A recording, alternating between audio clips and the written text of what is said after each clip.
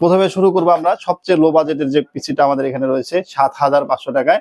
এটার কনফিগার হচ্ছে core i3 4 জেনারেশনের একটা পিসি। র্যাম থাকবে হচ্ছে 4 GB, 128 GB SSD থাকবে।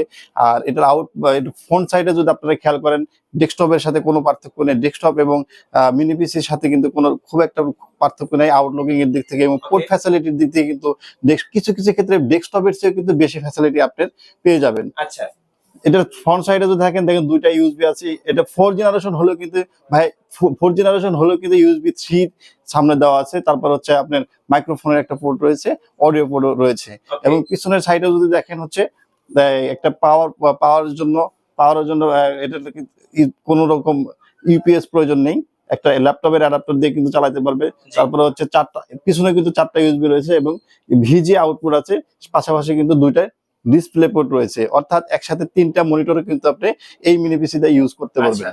এবং এটার প্রাইস থাকছে কত? এটার প্রাইস থাকছে হচ্ছে মাত্র ৭,৫০০ টাকা। এটারই কিন্তু আপনার দুইটা ভেরিয়েশন হয়ে থাকে। এটা কিন্তু কোরাই 5, এটা আছে কোরাই 3 দিয়ে।